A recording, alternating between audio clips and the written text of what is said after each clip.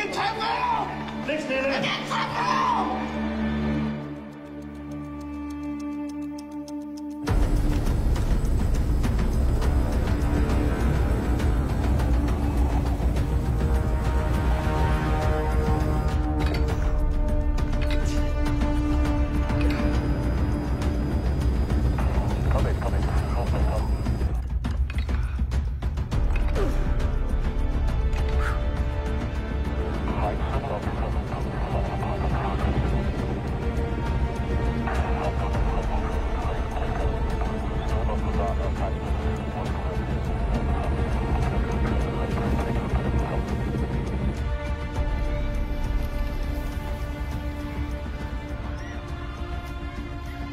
I alt 15 personer er tilbageholdt efter gårsdagens demonstrationer. Urolighederne kommer i kølvandet på anholdelsen af 19-årige Talib Ben-Hassi, der onsdag nat blev indlagt på sygehusets intensivafdeling.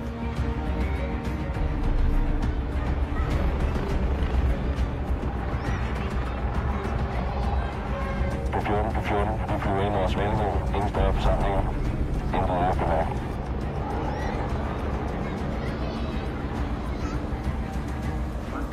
Men vicepolitiinspektør Birgit Warbeck Jensen mener, at situationen er ved at normalisere sig. Jamen, vi er massivt til stede i områderne. Det er altså vores helt klare vurdering, at vi har de unge under kontrol. Talib Ben-Hassi blev anholdt efter en dramatisk biljagt med politiet i en stjålen bil og senere overført til regionssygehuset, hvor hans tilstand nu beskrives som kritisk.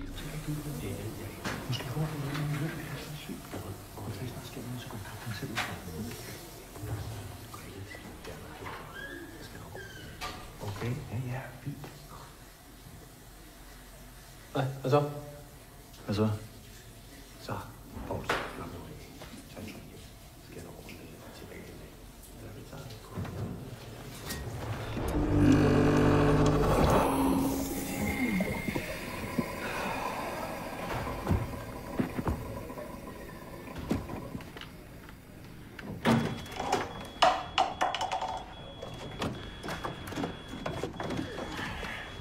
Hey. Nu er I stykker igen? Ja, siger afbrudt vandtilførsel. Nej, det er noget billigt lort. Ja. Nå, du er på højkant? Ja, det var vist bare en virus. Marianne har også læst syg derhjemme, så. Du har ikke skrevet dig på kørehold? Nej, jeg vil skrive på min sager. Men jeg vil gerne have alle folk på jul. Ja, og ja, for et, så vil jeg godt have, at du kører med Mark Andersen. Ja. Jeg har brug for, at der er nogen, der sådan lige kan holde ham lidt i kortsnor. Bare lige til at lære det overstå.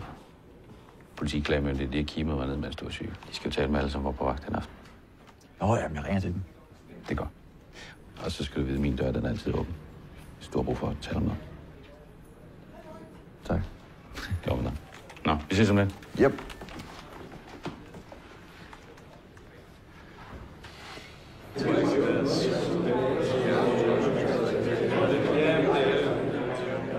Morgen.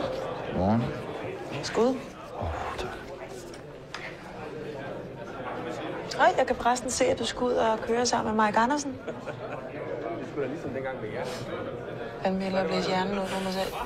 Jeg fatter ikke, hvorfor de ikke bare tager hans skilt, ligesom med Kofod og Poulsen. Det er tilbage igen om nu. Tror du det? Det er 2 professionelle vidner, og der er ikke nogen til at sige mig imod, så...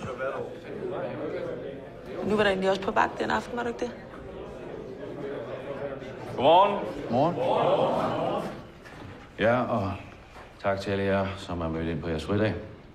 Som I jo sikkert har hørt, så har vi haft en del ballade de sidste døgns tid på grund af situationen med Talib Ben-Hassi. Ben-Hassis tilstand er stabil, men skulle det ændre sig, så forventer vi, at urolighederne tager til og rykker ind mod byen, så det er vores primære fokus. Ben-Hassi kommer fra Svalegården, så I holder jer væk fra området. Mindre I selvfølgelig skal ind og løse en specifik opgave. Vores tilstedeværelse, det kan optrappe konflikten yderligere. Ja, nogle spørgsmål? Møller? Hvor er Kofod og Poulsen? Tvungen ferie, indtil det afgøres, om der skal rejses sigtelse. Og det er en normal procedure, men jeg forventer naturligvis en frifindelse. Og hvad med afspacering? Der udbetales kun overarbejde resten af året. Det er jo kraftedeme med, at vores egne børn ikke engang kan huske, hvordan de ser ud. Og lige præcis i dit tilfælde, Møller, så gør det jo ikke så meget. Jamen, jeg har noget til dig her. Nej, ups. En flot finger, du har der, hva'? Hold nu kæft. Prøv nu at høre her. Jeg ved godt, at I er hårdt spændt for, men jeg gør, hvad jeg kan for, at det bliver bedre. Godt. Og husk så, vi er befolkningens eneste værn mod total kaos. Så lad os få genoprettet ro og orden, før der er nogen, der bliver i tvivl om det. Det er jer, der sætter dagsordenen. God vagt. Og pas godt på hinanden derude. God fornøjelse. Tak skal du have. Det bliver en lang dag. Det bliver en lang dag. Så er det jo bare 8 timer med ham der hurtigbrillen, ikke? Men hans musiksmag er jeg lidt bekymret for. Det er sådan et lækker strisserrock. Bare boldbeat på fuld smør. Jeg giver en fyraften sølv, hvis der er noget, du får brug for at snakke om, ikke? Hvis jeg overlever så længe. God vagt, Gunnar. God fornøjelse. Tak.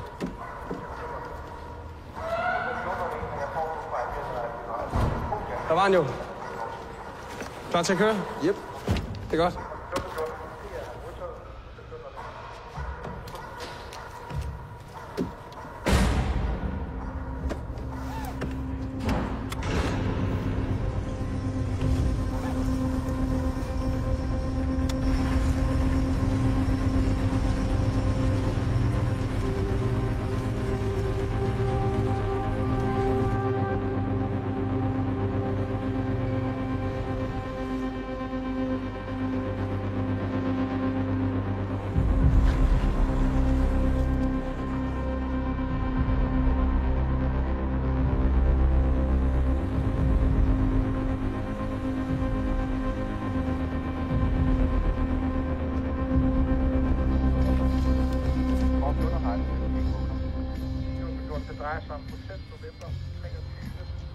Kvinder med store numser for klogere børn.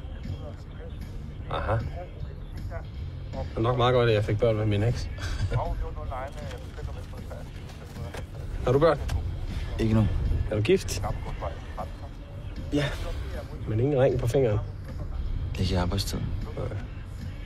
Nu skal Larsens ring, der tager fast i det hegn under en eftersættelse. Ja. Så huden blev skrællet af som en banan. Det var ikke så godt. Nej, det var sgu ikke så godt. Ja. Er derfor, du ikke har den på? Eller knæver du udenom? Hvad? Det tager som et ja. Her på 14 med rundkastning til køretøjerne. Efter stenkast mod kollega på Hødevej efterlyser vi en gerningsmand, der beskrives som A-mand, 15-20 år, ca. 175 cm over bro i hovedet. Er det Rønning? Sort LS-trøje, sort jakke og... Ligger du og saver lidt i Rønning? Jeg var hendes vejleder. Ja. Gør det bare endnu mere fræk, sådan lidt lærer-elev-action der. Håndjern og knibbel. Ned i detention. Billig lort. Slap nu af, højre mand. Jeg tager bare pis på os.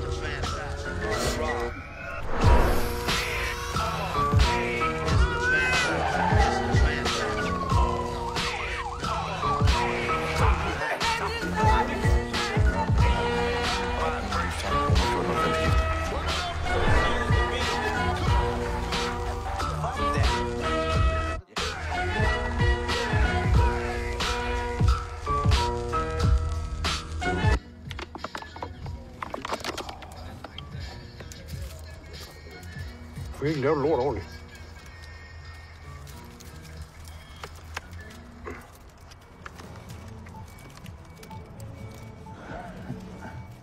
Den uafhængige politiklagemyndighed har iværksat en undersøgelse, der skal afgøre, om 2 betjente anvendte unødig magt, da de pacificerede 19-årige Talib Ben Hassi. Det oplyser Ritzaus Bureau her til Fucking heksejagt, det der, mand. Kommunikationschef... Det var ham, der gjorde udfald mod dem. ...bekræfter over for Radioavisen. Har du set ham, Ben Hassi? Selv er en ordentlig lokum. Selvfølgelig lagde de sig ovenpå ham. Det har vi sgu da også gjort. Men vil ikke kommentere yderligere i sagen. Pikhoved sidder bag sit skrivebord og gør sig til dommer over, om det er rigtigt eller forkert. Politiklagemyndighedens undersøgelse... Han blæste igennem byen med 200 i timen. I en stjålet bil. Det er mirakel, han ikke har slået nogen ihjel. ...og kan have alvorlige konsekvenser for de 2 betjente, som vi derved... Det er ikke nogen, der siger noget om. ...ubestemt tid. Tænk, hvis han rammer et lille barn. Skal vi høre noget? Nej, den har rettet her, Rasmus. Sådan er det ved jeg godt. Skulle der være mulighed for, at Danmark slår varmerik? Du er modig. Det er godt. Nu står du også på underholdningen. Kræftet ikke sagt 2 ord hele morgenen. Og nu kører jeg mig af helvede til. Så nu fortæller du mig en historie. Hvad vil du høre? Hvad er det største fuck-up, du har lavet på jobbet? Jeg tror faktisk ikke, jeg har lavet et eneste. Hold nu kæft. Alle har lavet et eller andet. Hvad så? Kom nu, ud med det. Hvad så? Kom nu. Jeg var engang i praktik ude på Vestegnen. Sådan. Og på et tidspunkt så bliver jeg bedt om at gå ned i kælderen og hente en kasse fyldt med CS-granater. Ja. Så jeg går derned, jeg finder kassen.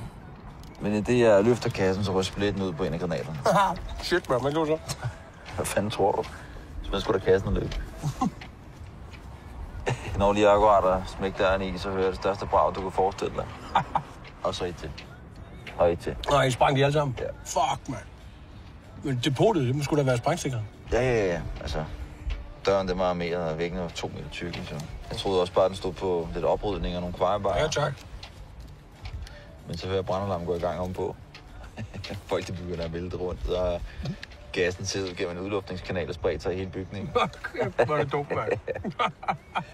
Men det var ikke det værste. Er der mere?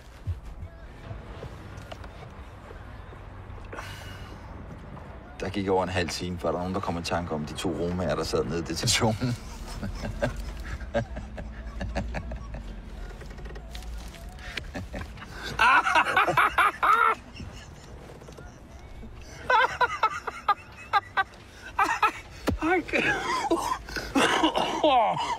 Så sad de dernede og hostede lungerne op og brækkede over det hele, eller hvad? Ja. Okay.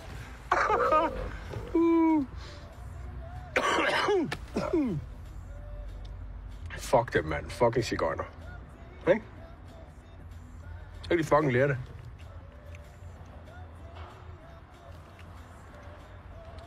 Skal vi køre? Ja.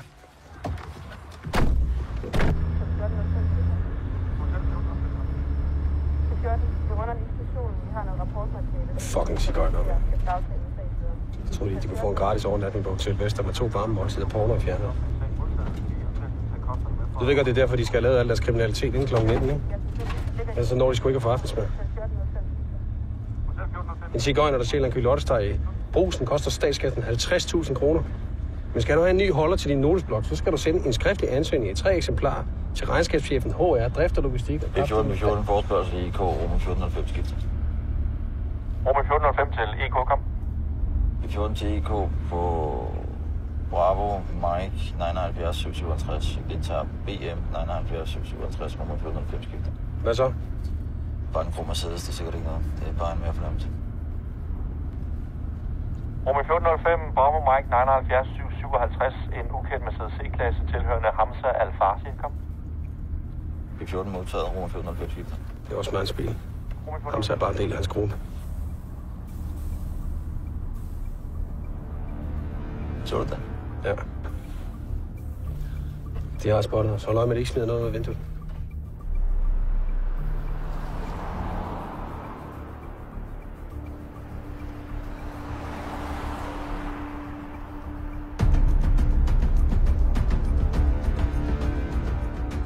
Vi kan mod Svalegården, og planen ikke, vi skulle holde os væk derfra. Der er en mindreårig på bagsædet.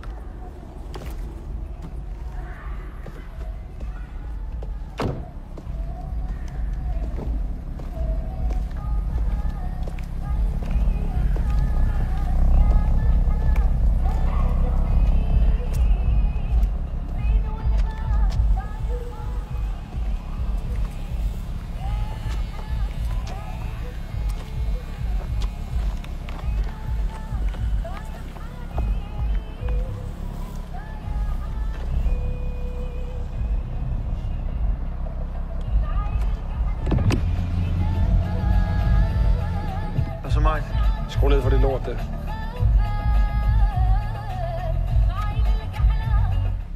Hop lige ud af bilen begge to.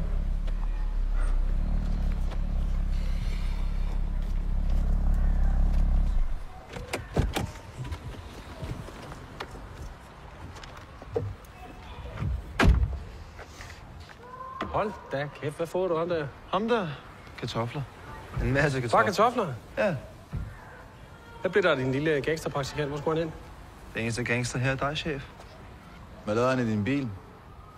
Det er min fætter.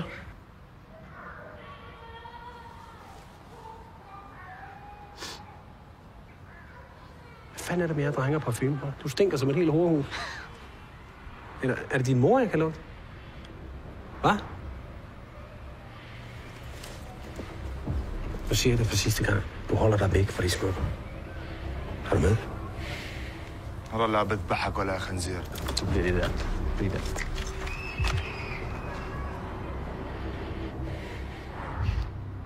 Selvfølgelig. Det er godt. Skide godt. Pisser jeg mere.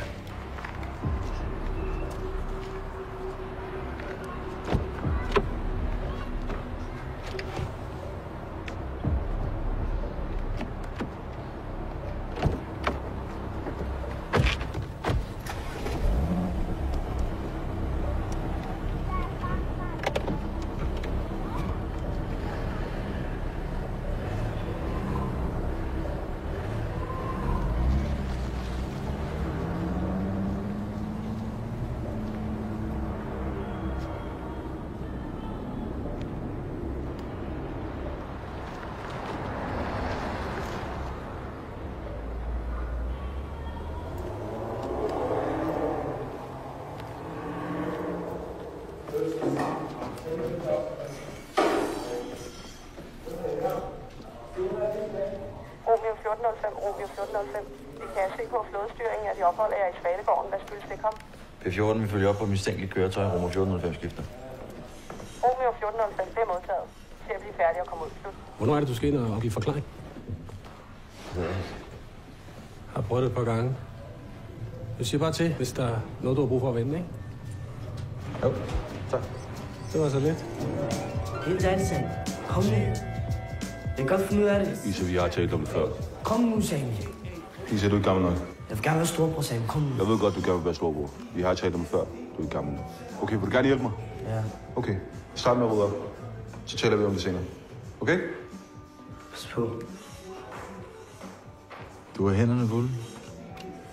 Ja. Han vil gerne være storbror. Er det ikke noget, han skal snakke med sine forældre om? Nej, det er ikke så lige storbror. Storbror, det er nogle af drengene, som patruljerer et kvarter om aftenen for at skabe noget tryghed.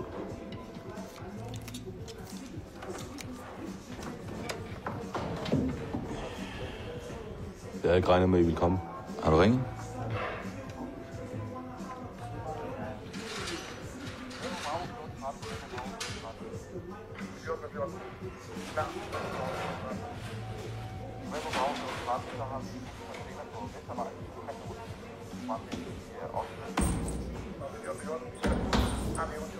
Er den gamle ved at blive lidt småtyk? Mm.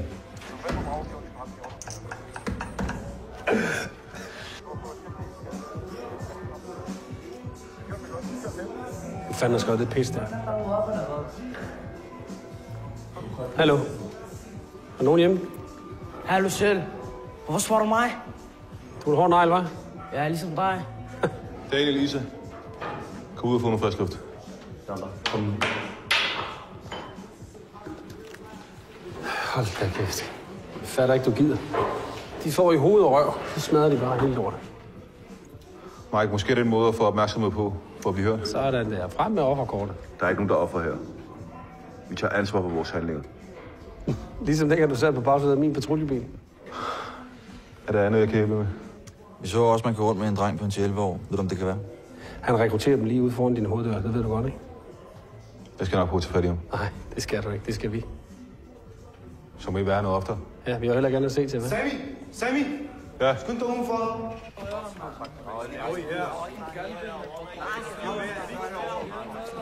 Hey! Hey!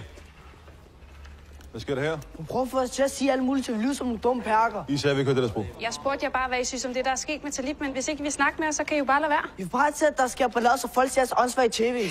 Nej, det passer altså ikke. Jo, du prøver at give mig penge af alt muligt. Du må gerne give mig nogle penge, hvis der er. Også giv mig lidt penge. Du har penge, mand. Vi mangler at rydde op. Afsted. Jeg skal nok snakke. Må jeg ikke lige stille dig et par spørgsmål? Det må du ikke. Er du ikke sød og god? Tak. Hvad med jer? Er det hold i anklagerne mod de betjente, der anholdt Ben Hassi? Hvis du har nogle konkrete spørgsmål, så må du rette henvise til den presseansvarlige, okay? Tak. Anholdelsen bliver beskrevet som et brutalt overfald. Hvad er jeres kommentar til det? Er det rigtigt, du prøvede at bestikke det? Det er meget normalt at betale ekspertkilder. De hænger for hårdt på pikken. Hvad fanden skulle de være eksperter i? De fortjener vel også, at vi fortæller Du kommer deres kun side. for at lave rav ind. Okay. Det er det eneste, du kan. Og hvad, er det ikke også det, I laver, eller hvad? Jeg har 2 minutter til at pakke jeres lort og forlade det her område. Giv plads. Giv plads. Nu er der sådan set pressefrihed i Danmark. Det er ikke godt. Se dig omkring. Det her er ikke Danmark. Kunne jeg få dig til at gensætte det der, mens du er rigtig dygtig og kigger lige ind i kameraet? Hvis jeg ser jer igen, så bliver I anholdt. Er du forstået? Ja. Kæft, det fik ud. Kom lige herhen. Hvad? Kom lige herhen. Lad nu være med det der. Nej, det er okay. Hvad var det, du sagde? Jeg fortalte dig bare, at der faktisk er pressefrihed. Hvad var det, du sagde? Det går ikke, det der. Okay, kom. Det går ikke.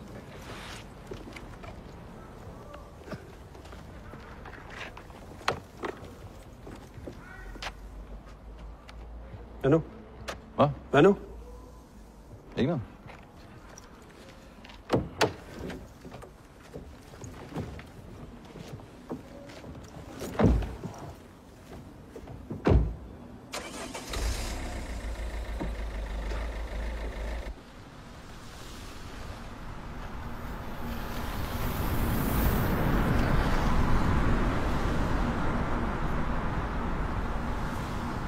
Fucking morsom.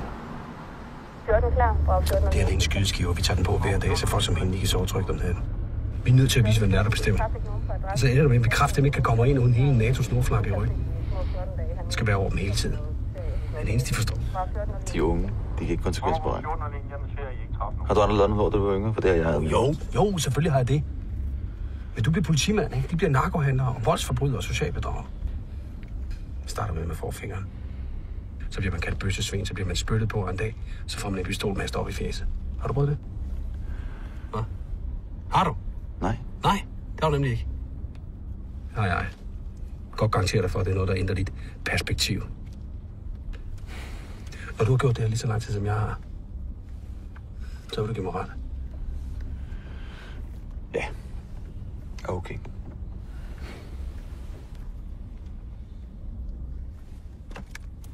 Ja. Okay.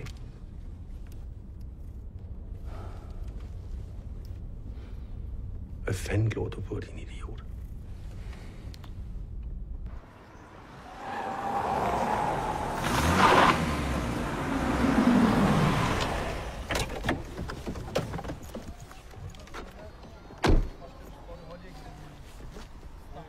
Har du noget idé? Nej. Navn? Fødselsdato? Amosel Chami. 070602. Og de sidste 4. Den behøver jeg ikke at give dig. Hvorfor ikke? Har du noget at skjule? Nej. Har du? Hvor er dit nummer? Koncentrer os lige om dig først. Man skal stadig kunne se dit nummer. Du kan få mit.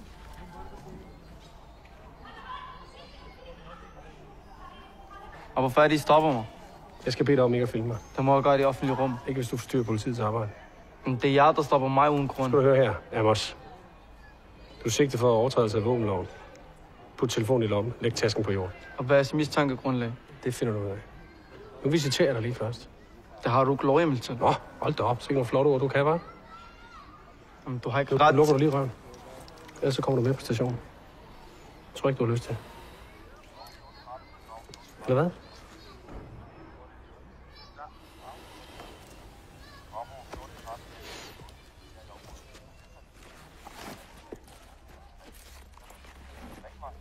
Det er en ulovlig visitation. Har du noget af de lommer der, som jeg kan stikke mig på? Tag jakkesko, Stolmer. Andersen? Holder du lige plus på dem der? Se nu at komme i gang, ikke?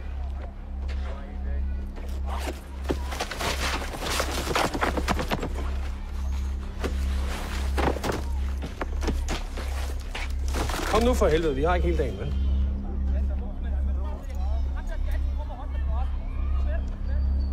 Vi er ved at være der. Nej. Ikke helt. Jeg skal lige tjekke underdrengene også. Af med bukserne. Af med bukserne. Kom nu.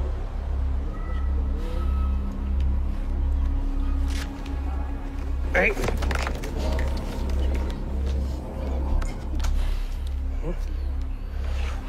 Fuck, laver du, mand?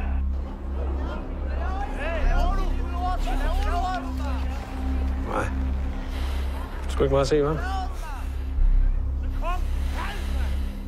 Står du og øjenboller med? Det er lille snotvalg. Hvad? Har du lyst til at slå mig?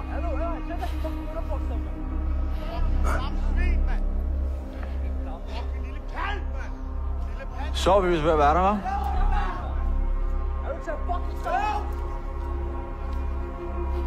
Ja. Nu er vi.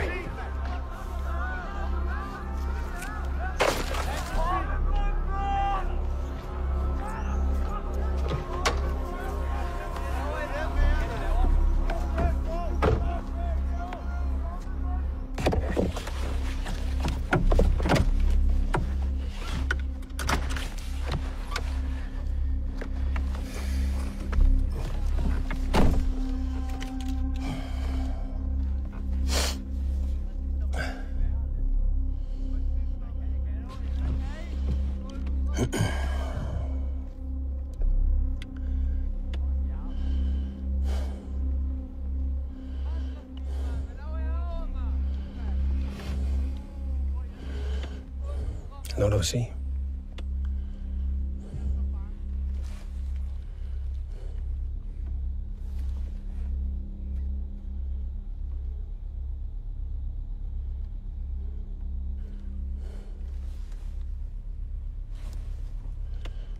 Fint.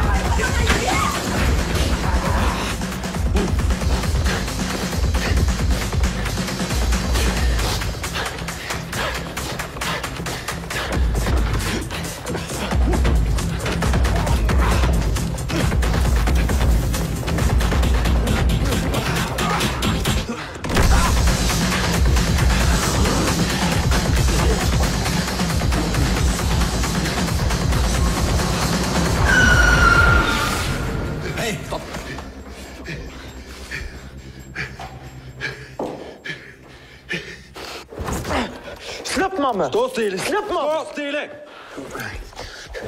Skal du kaste tingene til politiet, din lille pær? Hvad?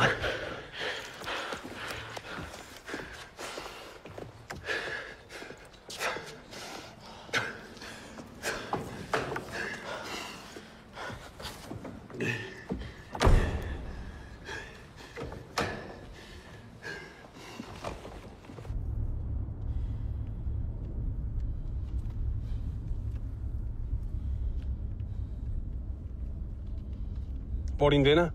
Jeg ved det ikke. Jeg har ikke noget med det at gøre. Hvorfor løb du så? Jamen, du jagter mig. Hvad tror du selv? Slap af. Hvad er det, vi laver? Hvorfor bruger vi tid på det her? Fortæl os nu bare, hvor de er. Her på 14 med signal til køretøjerne. Den anholdte Talib Ben-Hassi er nu afgået ved døden som følge af sine kvæstelser, hvorfor vi forventer øget aktivitet i vores fokusområder. Vi henvender til, at man skærper opmærksomheden. Ingen kvittering. Slut.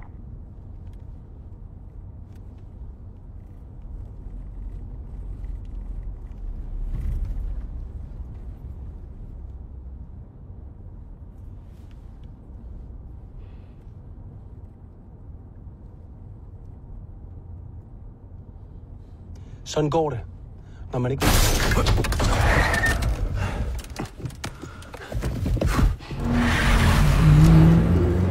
Kollega i knib, kollega i knib.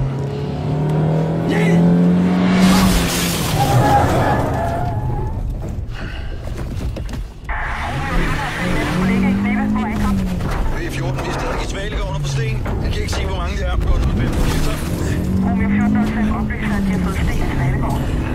V14, vi kører selv for lige nu.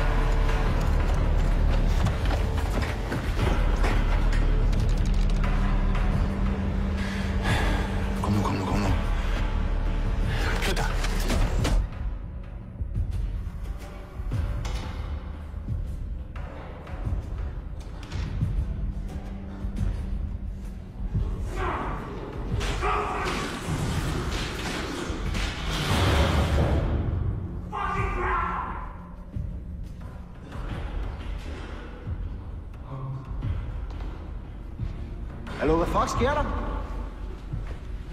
Det er politiet. Gå ind igen. Gå ind igen!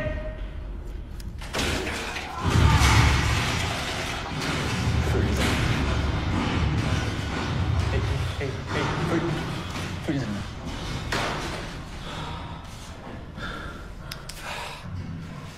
Har du ondt nogle steder? Nej. 1414 alarmsignal. Over 1413 skifter. Over 1413 med alarmsignal. Kom. 1414, vi er blevet mødt med kasseskyds ned på Cikadevej. Cirka 10 unge mennesker. Der er ikke så mange. Vi undkører fra stedet og er pt. ud af kampen. 1413 skifter. Over 1413 modtaget. I kører til station Syd og skifter køretøj. Slut.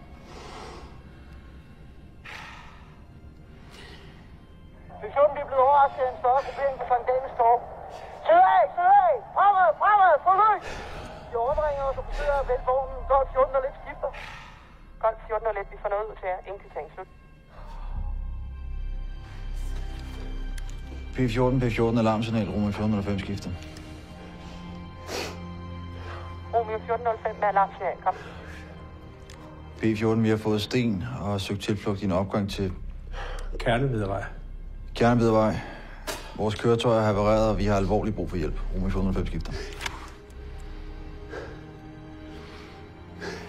Romeo 1405 oplyser, at de har fået sten og har efterladt køretøjet modtaget. Romeo 1405. Jeg har pt. intet at sende til dig.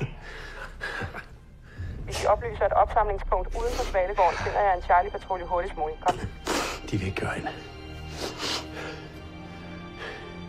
De vil fucking ikke gøre hende. Hold kæft. Fuck.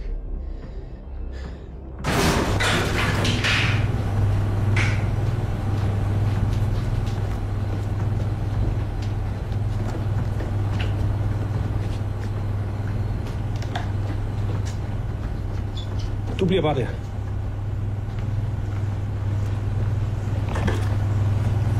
Ja, jeg tror, det er din størrelse. Vi er nødt til at lade ham gå. Det er farligt. Vi tager ham med. Han er den eneste, der ved, hvor de små sataner de er henne.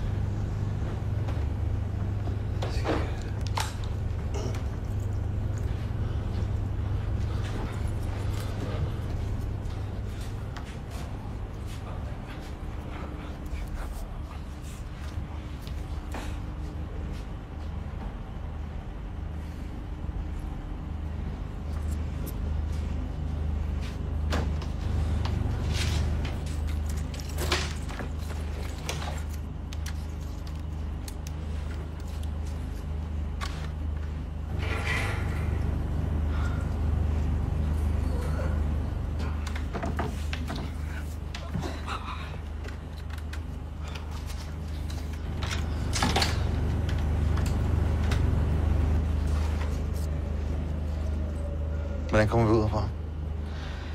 Hvorfor skulle jeg sige til dig? Hold nu kæft og hør efter. Det virker som om, du kender dine rettigheder temmelig godt. Det bliver man nødt til, når man hele tiden bliver stoppet. Så ved du også godt, du kan få erstatning på en uberettiget anholdelse.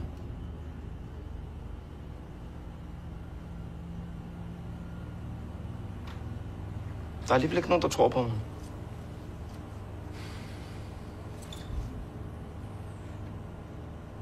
Du kan indkalde mig som vidne.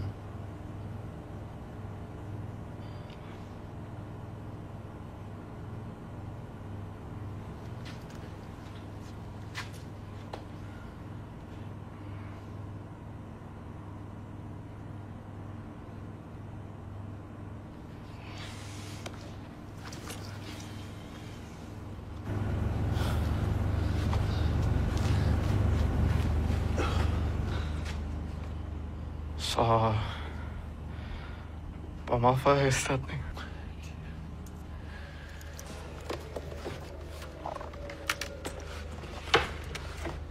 Hvor kommer vi ud?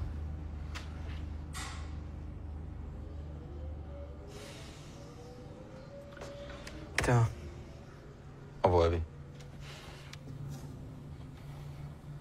Der.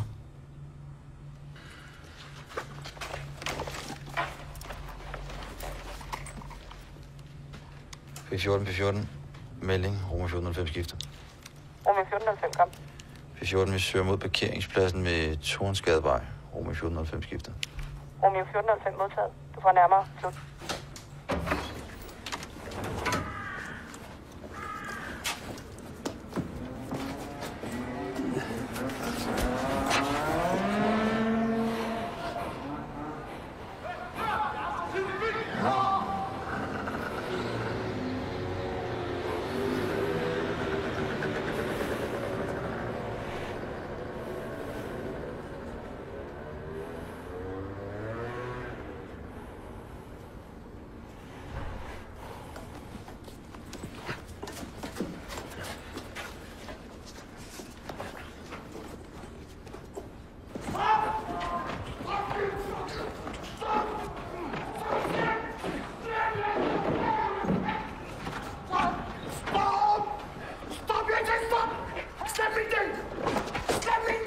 Hey! Stop! Hey! Læg det lort der! Læg det! Stop! Gå ind i den fucking kiosk! Ind med den! Ind i den fucking kiosk! Læg det lort væk! Bliv inden, mand! Læg det lort væk! Læg det lort væk! Læg! Læg det!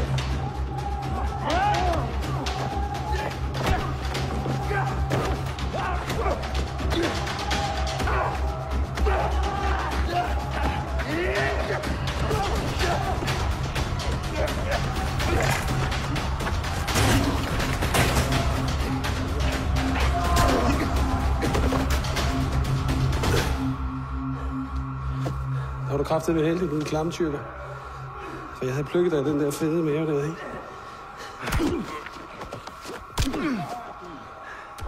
Og så højere. Styr på det.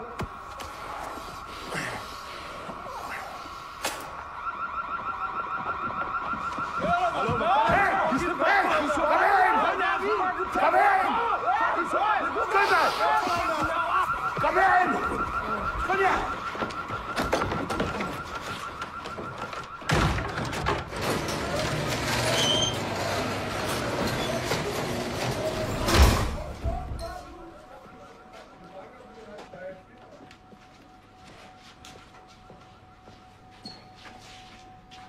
Det er fra politiet.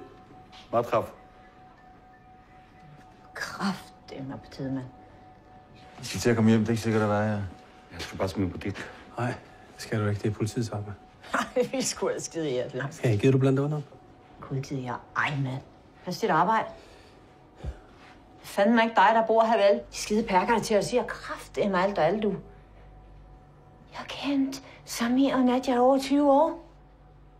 Nu skal de lukke deres butik. Det er fordi, der er ikke nogen, der tør handle der. Hvad? Det kan kraftedeme ikke være rigtigt. Jeg skal være sådan en fucking tid. Hey! Gider du holde din kæft? Det kommer her hver dag. Det stjæler. Det tror mine kunder. Og når jeg ringer til politiet, der sker ikke noget. Hvorfor gør I det her? Hvorfor har I ingen respekt? Hvad griner du af? شو اللي بيضحك؟ hvad får du ud af det? شو بتستفيد؟ أبوك لو خلف جرح. خلص كل خرا. ما تحكي عن أبوي. Kom her. Kør for dig, hva'? Du får bare venner alle vejen. Ja, er du misundelig eller hvad? Efter dødsfaldet på 19-årige Talib Ben Hassi. Den unge mand fra Svalegården blev holdt kunstigt i live, men her til eftermiddag har den 19-årige pårørende i samråd med lægerne altså valgt at slukke for respiratoren. Dødsfaldet har skabt stor vrede og frustration blandt unge indvandrere, og mindst 23 er anholdt efter voldelige sammenstød med politiet rundt omkring i landet.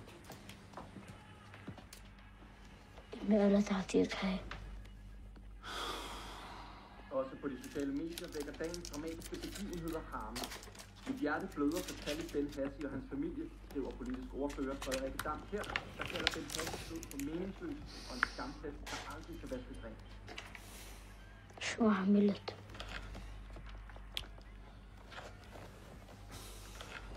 قتلت واحد كان عم بتهبل علي. بمزح معك. هدول بالشغل زهقانين عم بتمنيكوا علي.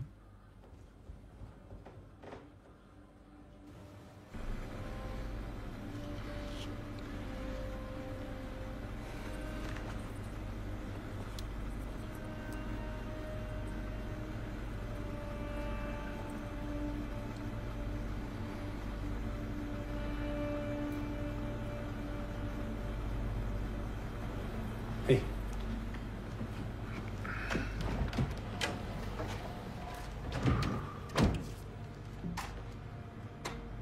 Er du okay?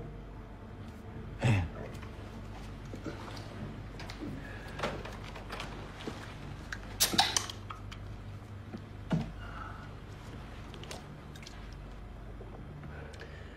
Vi skulle nok komme lidt skævt ind på hinanden her. Det var faktisk derfor mig og Hedegaard blev enige om, at vi skulle køre sammen i dag. Folk, de snakker sgu så meget. Nå, hvad siger folk? Ja. Det var den sidste til at afgive forklaring. Det virker som om, du ikke ved, hvad du skal sige. Så bliver folk nervøse. Folk gør noget dumt, når de bliver nervøse. Tror du mig? Nej. Nej, overhovedet ikke. Vi er bare nødt til at vide, om vi kan regne med dig. Vi kan hurtigt blive enige om. Kofod og Poulsen, det er ikke de stiveste pæk i saunaen. Og det, de gjorde, det var så snot fucking dumt, så jeg selv har lyst til at give mit røv fuld. Og det ved de godt. Det gik for langt. Men de havde et splitsekund til at reagere i, og så lavede de en fejl. En kæmpe fejl. Fordi de var bange. Prøv at se, hvor hurtigt det gik, inden du selv var ved at miste kontrollen. De er nogle gode betjente. De fortjener ikke at få ødelagt deres liv på grund af det her. Hvad så med Talib Ben Hassi? Hvad med hans liv? Vi skal passe på hinanden. Ellers så overlever vi sgu ikke. Og hvem ved? Måske er det dig, der har brug for hjælp næste gang. Jeg skal nok holde min kæft. Det er du gerne vil gøre. Nej, det skal du ikke. Du skal fortælle mig, hvad der skete. Du var der ikke. Du skrev rapport, eller du tømte opvaskemaskinen i frokoststolen, eller du rev den af ud på toilettet. Jeg er pisselig glad. Du så ingenting.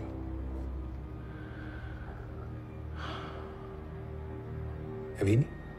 أعطيني التليفون. مين بعت هذا الزفت؟ احكي لي.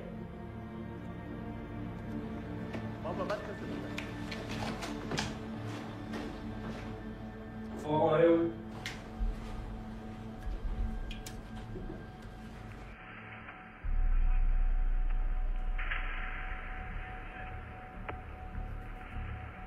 Hvem har sendt den?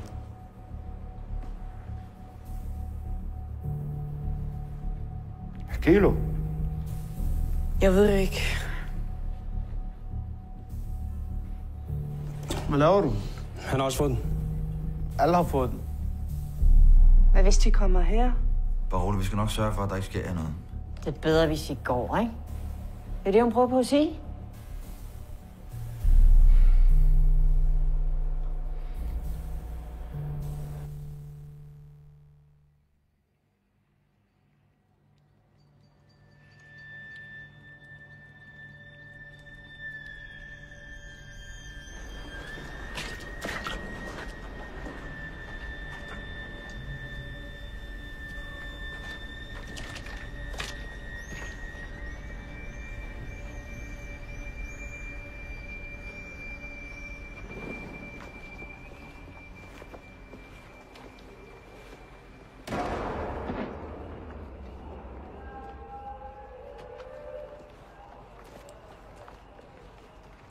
Hvor er det, jeg har set dig før? Har du spillet bold ude i politiets ungdomsklub? Jo, min ven, han var træner der en overgang. Du var holdets stjernespiller. Mener du det? Ham der? Jeg kunne sgu da spille cirkler rundt med dig, hvis det skulle være. Hvordan vil du gøre det? Du kan ikke engang fange mig. Nej, vel. Nu har du heller ikke en smadret menisk og korsbåndsskade af begge knæ, vel? Hvad?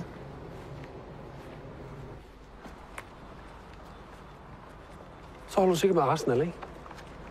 Alle brune drenge, de elsker Arsenal. Ja, alle jer panser, I elsker Real Madrid. Hvem er jeres bedste spiller? Özil. Hvad?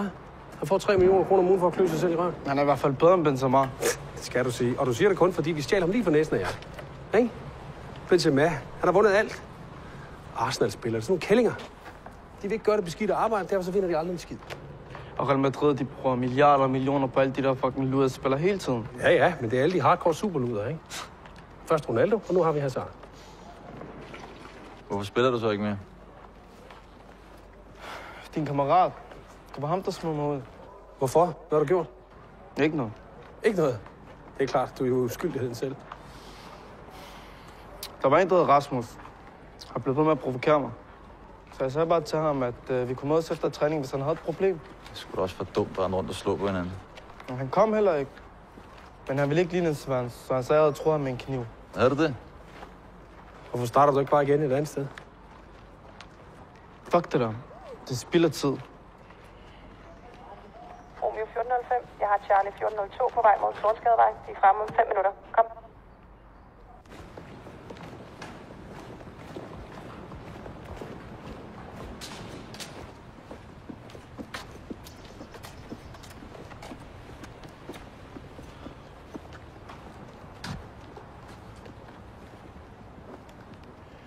Tror du, det er dem?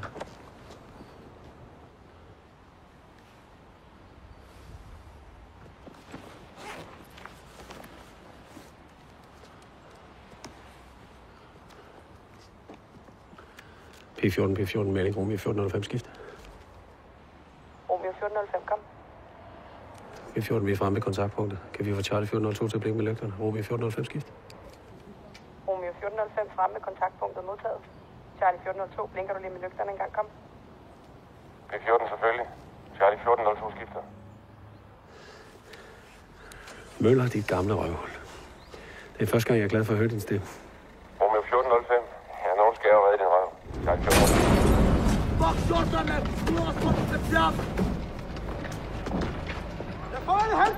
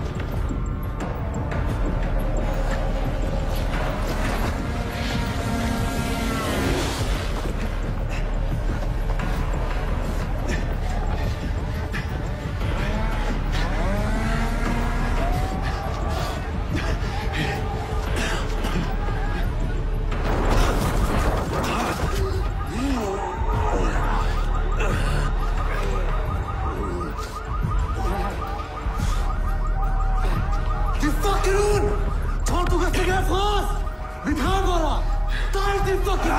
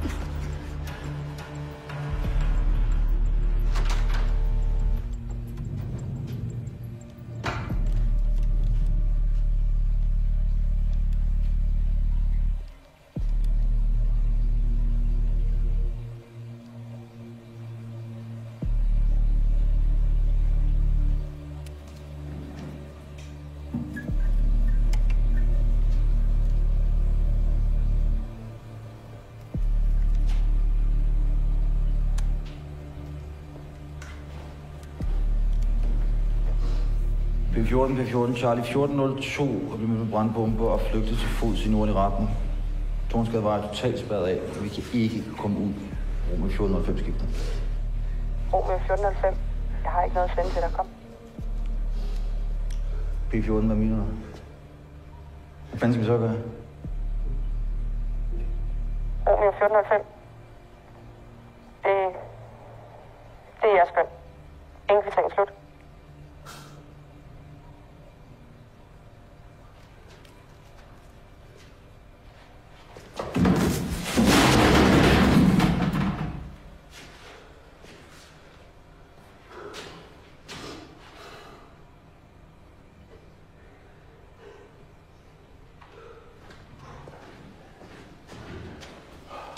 Er du okay?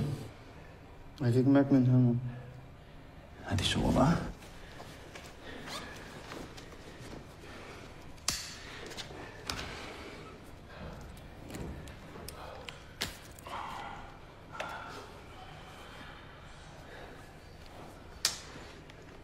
Hvor bor du? Solriksvej 37 på 14. Langt væk.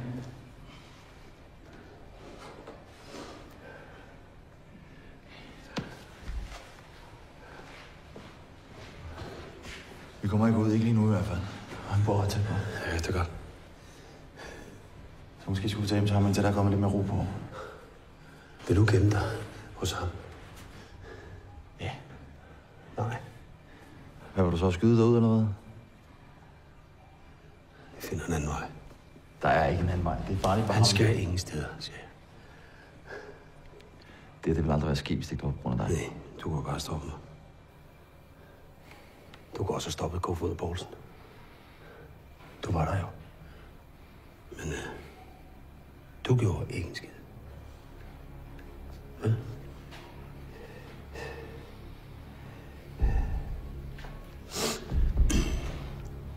Ejder, kom. Ejder, kom. Vi skal afsted. Flytter du dig? Drop det piste. Du er en fucking sno i græsset højre. Det er fint. Flytter du dig nu? Nu vil du hellere holde hånden over de chakaler, end at beskytte dine egne kolleger. Det går du eddermame, tror jeg, vel? Og så snart vi kommer ud herfra, så fortæller jeg alle, hvad der sker med Basse. Du gør ikke en skid, din lille vatbæk. Ellers vil du opleve, hvor alene du er. Fuck dig. Og fuck dine venner.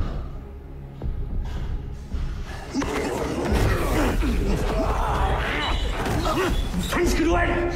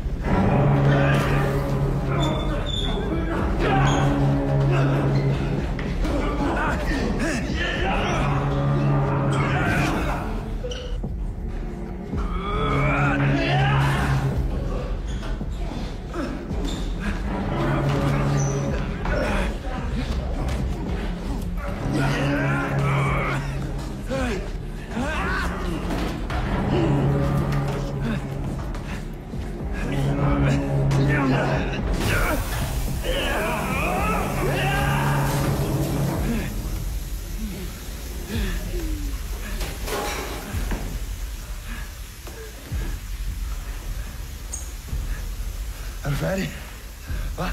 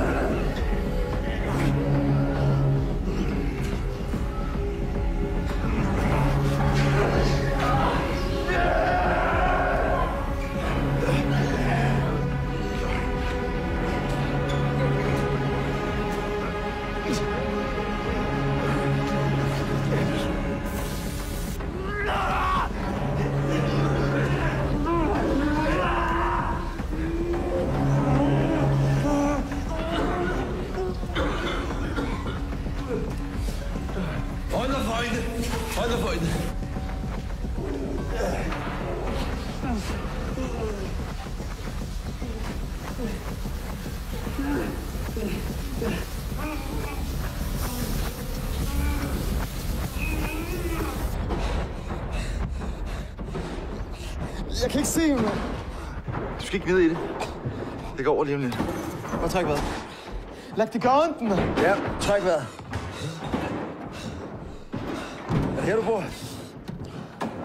Nej, ja. Er der en bagomgang? Nej.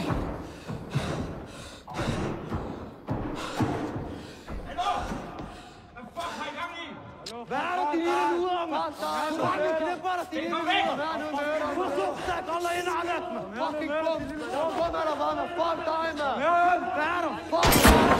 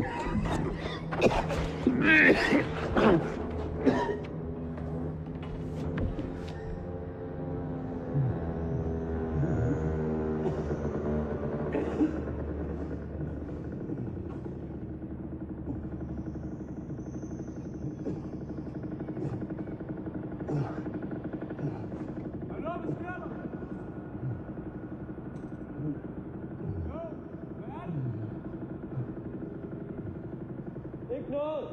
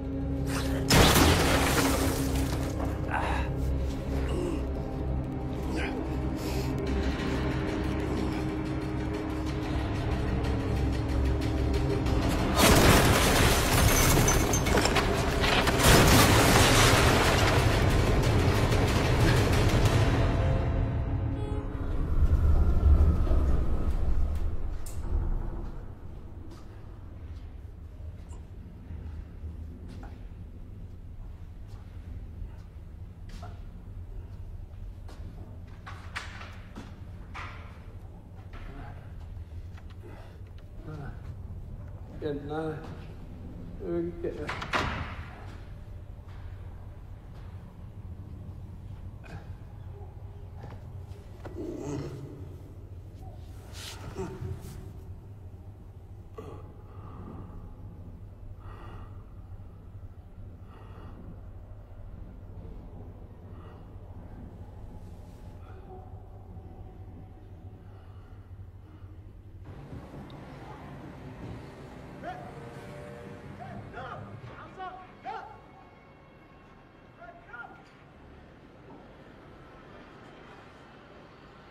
der et andet sted, vi kan tage hen? Nej. Okay. Vi finder på noget andet. Hvem er ham, din kollega? Tror du, han er okay? Det vigtigste er, at vi får dig i sikkerhed.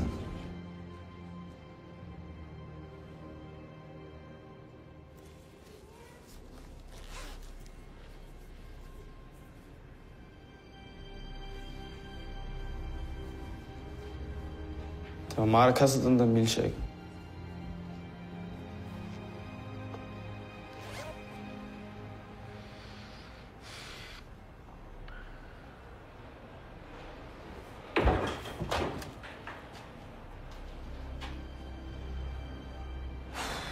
Det ved jeg godt.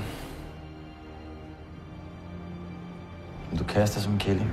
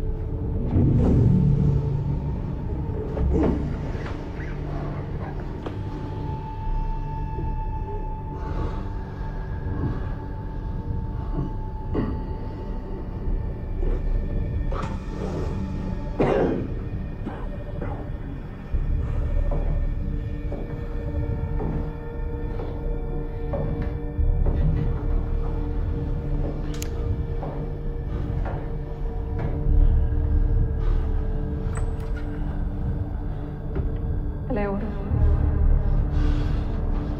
Du mister temmelig meget blod. Du skal sætte dig ned.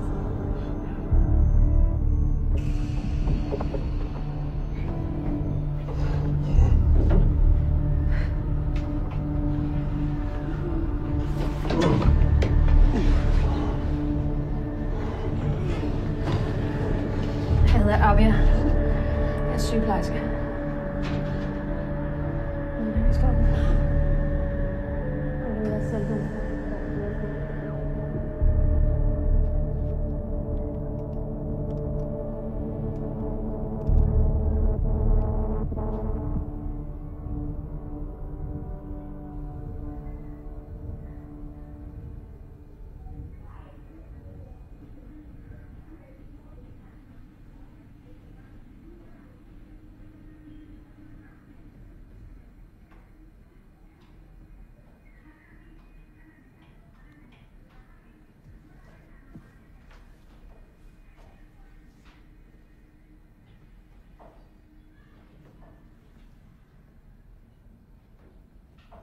Hej.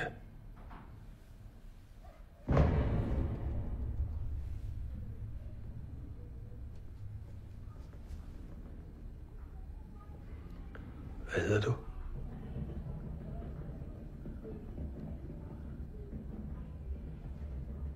Er det en hemmelighed? Okay. Hvor gammel er du? 20? Okay. 37?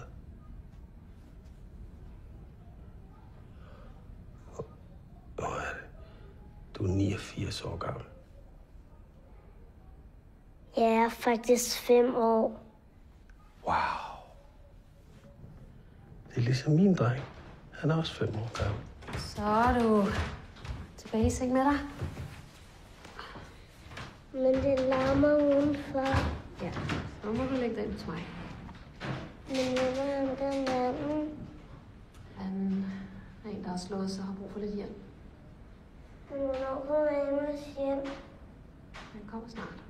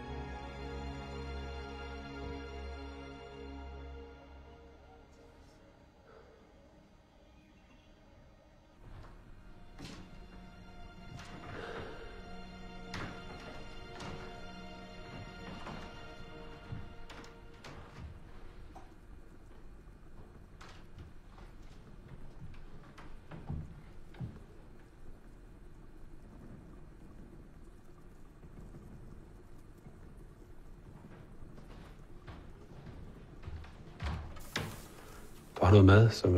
Shit.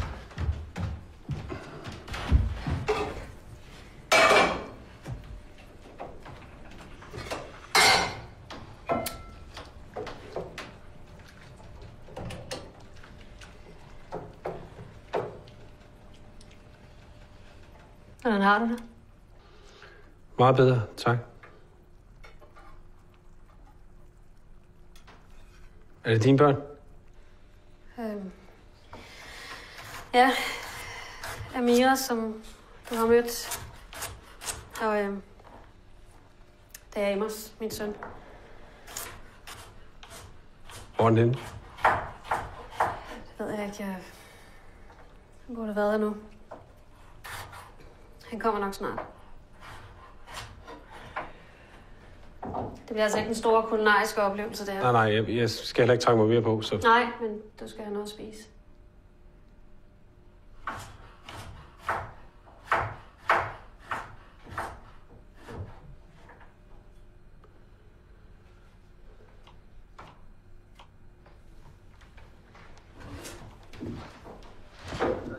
Billede, der tegner sig. Som I kan se her, så er det altså både biler og containere, der står i brand, og der bliver kastet sten og skudt med fyrværkeri mod politiet. Dagen igennem har flere hundrede lagt blomster og tændt lys på pladsen, hvor Talib Ben-Hassi blev anholdt. Talib Ben-Hassis mor, Rose Ben-Hassi, talte med os tidligere i dag. Her appellerede hun til både politi og demonstranter om at standse de voldsomme optøjer. Du skal ikke slås på grund af Talib. Talib var ikke voldelig. Han var en sød og glad dreng. Han var en god bror og søn. Og nu får jeg ikke set ham igen. Vi skal ikke slås i hans navn. Og jeg vil ikke have, at flere forældre mister deres børn. Mere end 60 er altså blevet anholdt, og flere end 30 demonstranter og betjente meldes såret under det, der bliver beskrevet som de værste gadekampe i Danmark.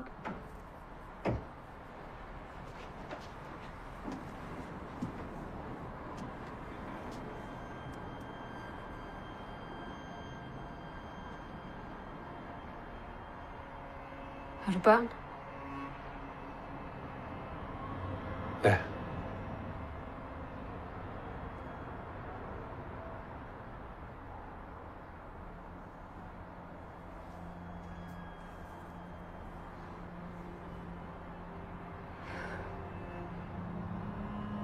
Min mor sagde altid, at være forældre er ligesom hvis ens hjerte hopper ud af kroppen og går ubeskyttet rundt ud i verden.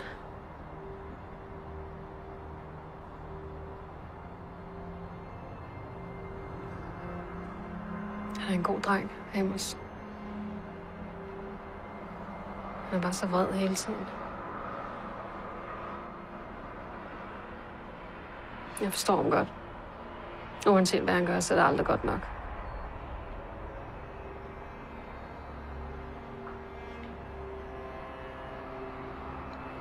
Hvis man altid bliver behandlet som noget, man ikke er, så ender man sgu med at tro på det. Men det ved du sikkert godt.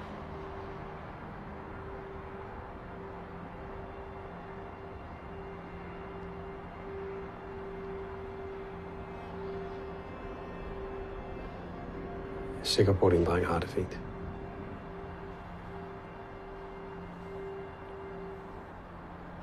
Ja.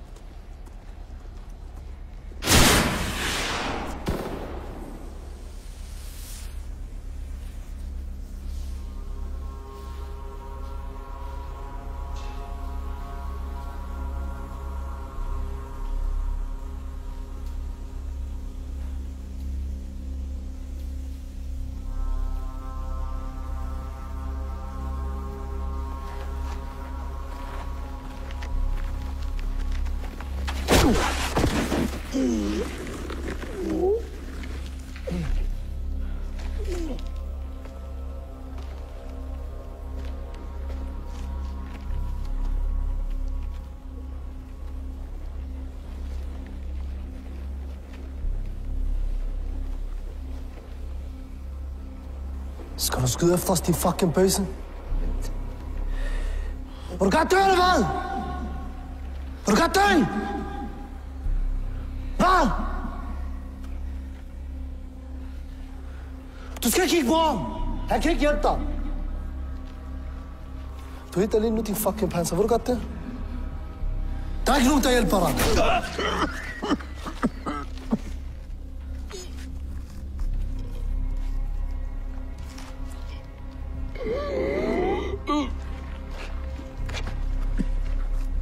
Amos, chance good. Tell us fucking good, man.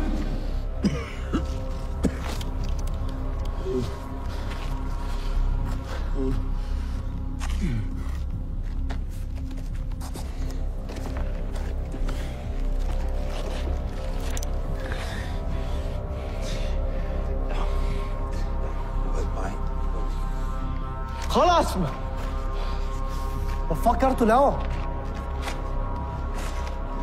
فكرتوا كاني ما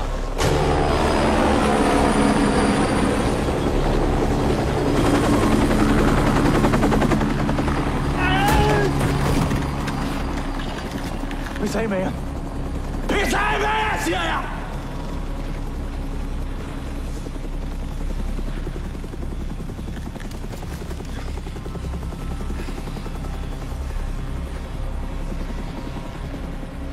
Slap af. Slap af. Kom nu. Lad ham være. Lad ham være. Kom nu.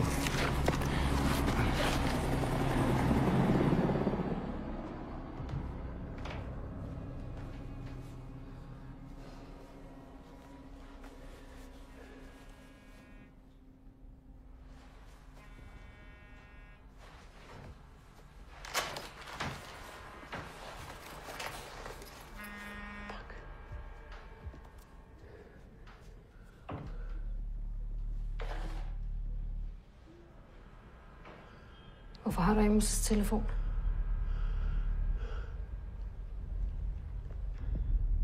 Hvor er min søn? Han er sammen med min kollega. Han smed nogle ting efter vores bil, så vi var nødt til at arrestere ham. Så prøvede vi at følge ham hjem, og så blev vi skilt ad. Jeg troede, de var på vej herhen, så der må være sket et eller andet.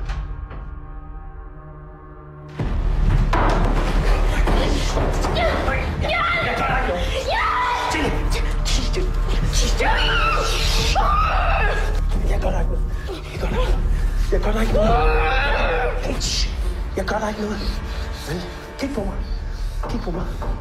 Kig på mig. Jeg skal nok finde Amos. Det lover jeg. Jeg skal nok få ham hjem igen.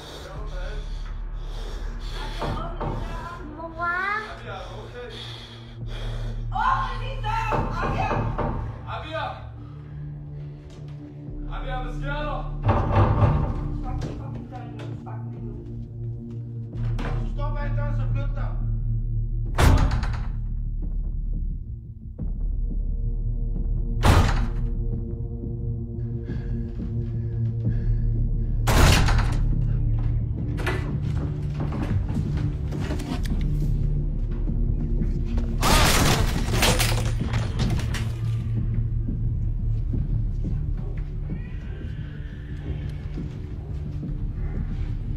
Gå væk. Det er politiet. Gå væk. Hvad fuck sker der? Det rager ikke dig. Det rager ikke mig. Hvor er Abia? Hvem er det, der skriger derinde? Det rager ikke dig. Det rager ikke mig. Hold din kæft og gå ind i din lejlighed. Gå ind i din lejlighed. Du skal fucking ikke komme her og bestemme over mig. Hvem fanden er du? Fuck dig, mand. Flyt dig.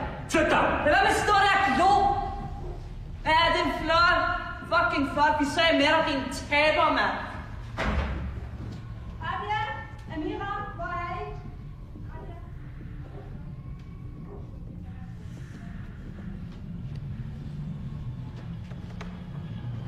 Hvad så, Mike?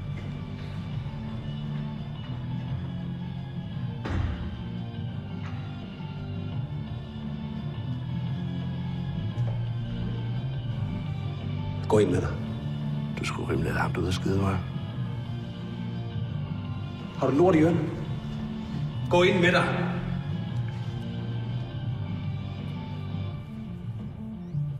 Nu! Det er sgu da ikke en rigtig gøb, det der, mand.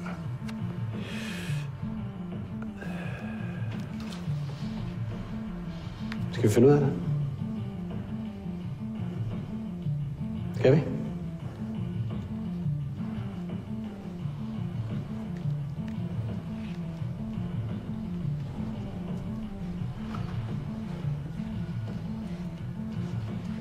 Luk døren. Luk døren!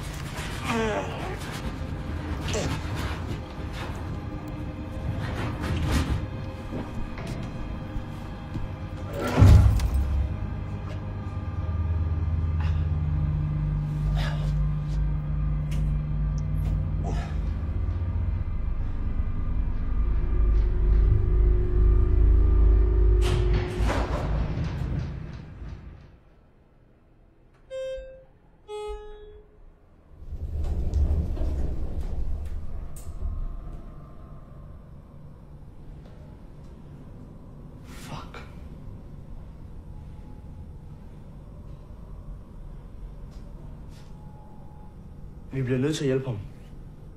Tro på dem. Det er en fucking panser, det der.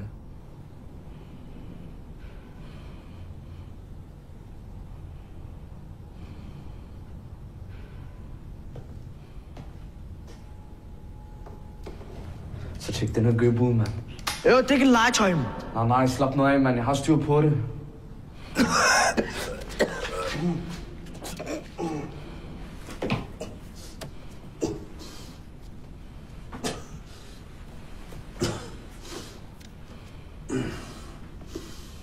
Det er ikke en rigtig pistol, det der.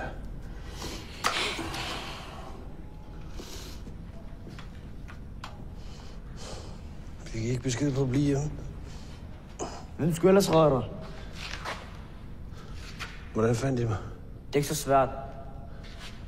Der bliver holdt øje med dig.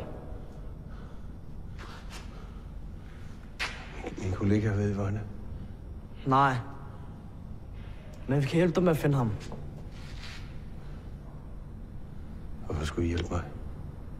Hvis der sker en panser noget herinde, så bliver alting bare meget værre. Smut nu hjem med.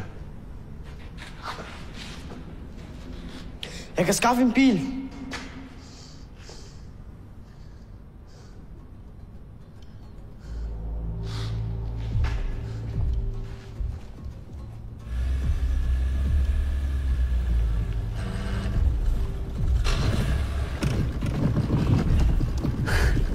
Hvad galt, du kører rundt, mand? Hold din kæft, mand. Jeg har styr på det. Koblingen. Sæt til venstre for bremsen. Og slip den, mens du langsomt gasser op.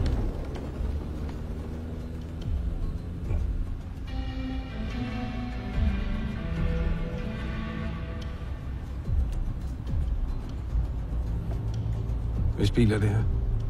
Min fars. Ved han godt, du kører rundt i? Nej. Han er også ligeglad.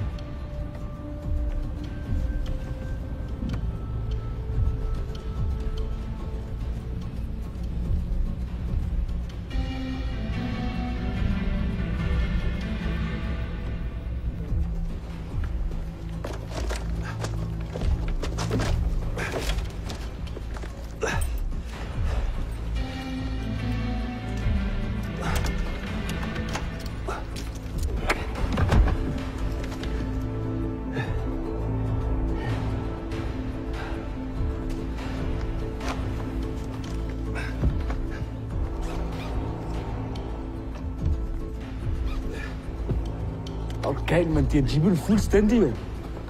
Hold din kæft, mand.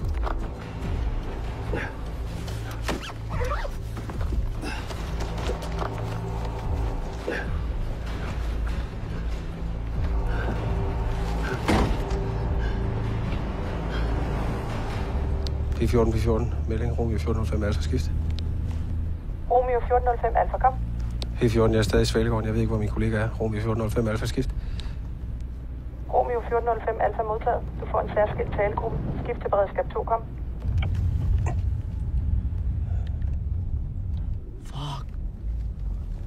Så vi tager på ham. Kom nu, skynd dig.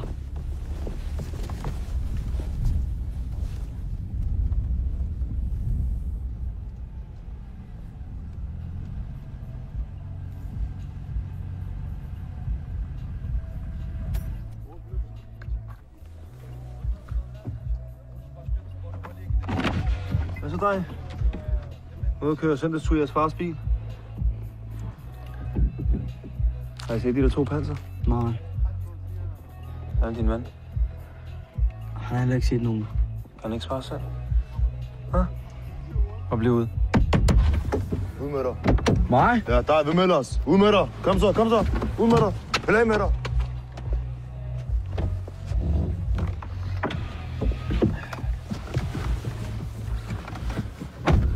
Hvad er der? Jeg er travlt. Slap af. Så bare lige snakke sammen, ikke? Hvad er det der? Hå?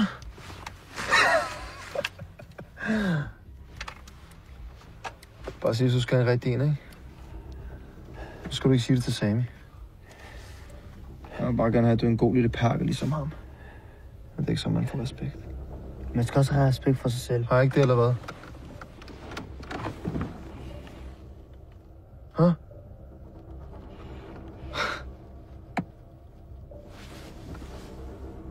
Det der storebror pis, det betyder ikke en skid. Men det gør vi. Vi har brug for en som dig, Isa. Du er ikke et lille barn mere, vel? Godt? Nej. Godt. Så fortæl mig. Hvor fuck er den panser henne? Han er jo fucking spildum.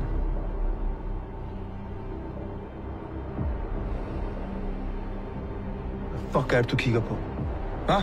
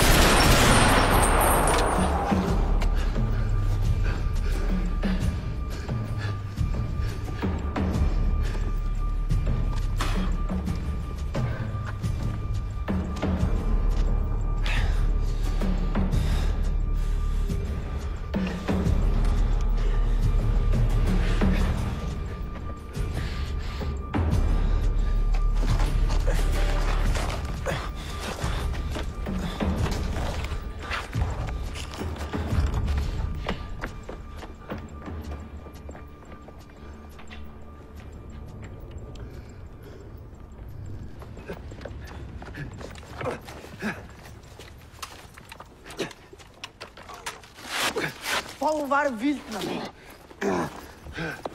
Det var sindssygt, du plukker med alt, mand. Jeg skylder din far en ny bil. Det er lige meget, det var alligevel en gammel lortebil.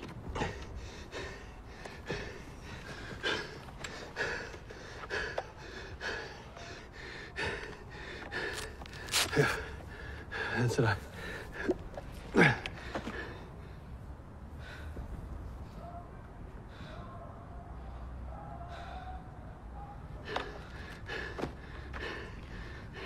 Du kan blive en god betjent.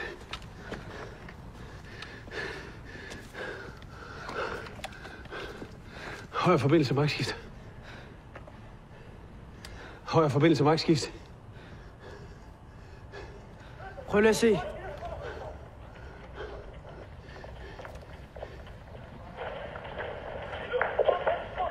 Hvor er det? Sker det lige nu? Jeg kan vise dig, hvor det er. Kom. Kom nu, jeg har en hurtig vej. Kom nu, Matt. Følg med, kom nu, kom nu. Kom nu.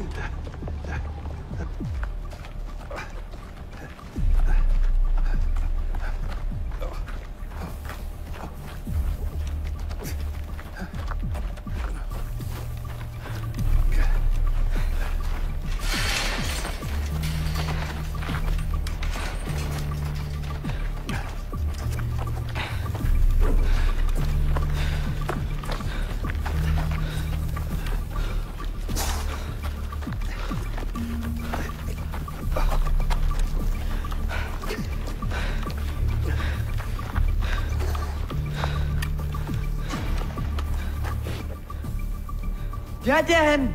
Kom nu. Nej, vent nu, lille. Kom nu.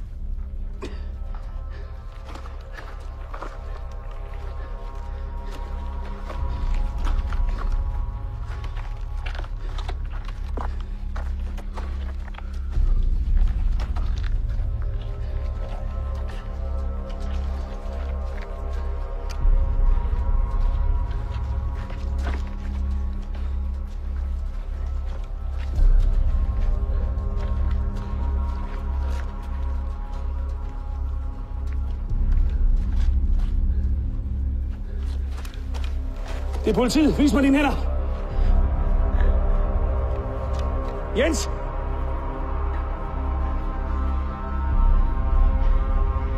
Jens!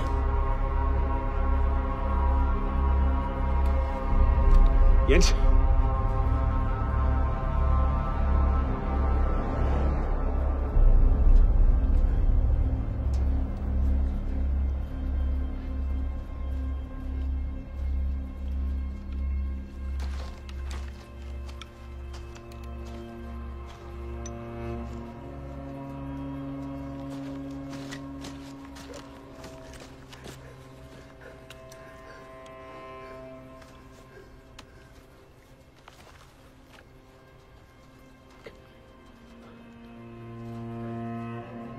Hvad skete der? Jeg ved det ikke. Hvad mener du med, at du ikke ved det? Han var der bare lige pludselig. Jeg troede, det var en af dem.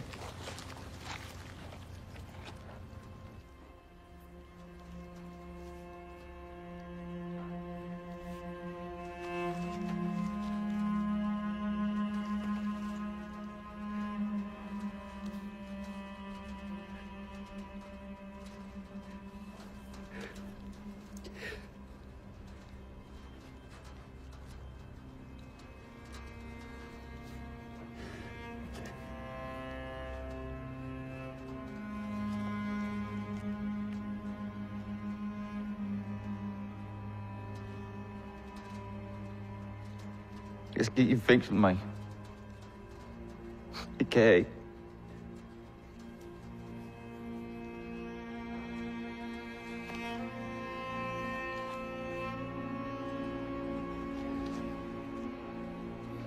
Mike.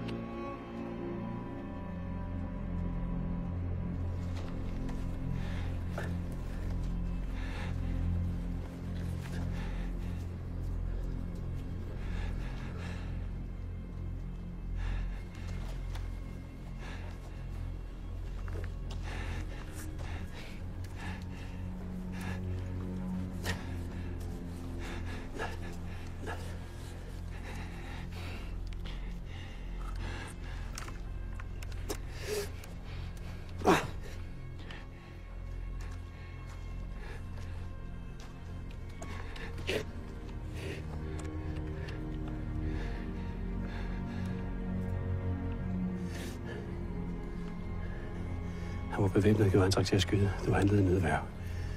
Sig det. Hey! Sig det. Han var bevæbnet, og jeg handlede i nødværv. Ja. Det her, det er aldrig sket. Tak.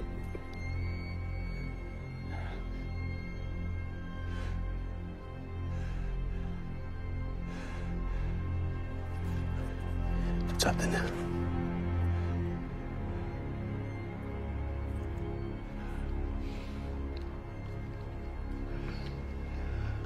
Hvor er Amos?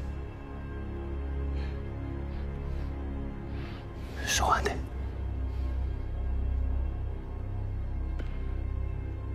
Ja.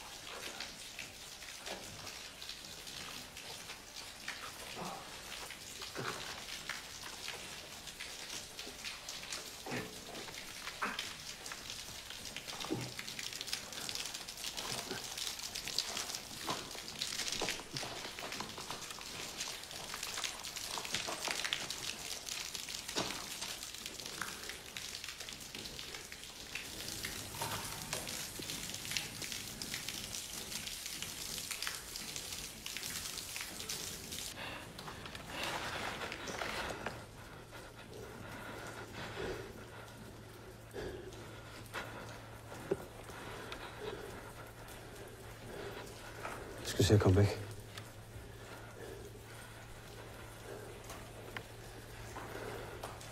Kom nu. Din mor, hun er afsted med dig. Vil du ende ligesom ham deroppe? Vil du det? Vil du dø, eller hvad? Vil du dø? Skrid nu med dig, for helvede! Skrid nu med dig! Afsted! Afsted!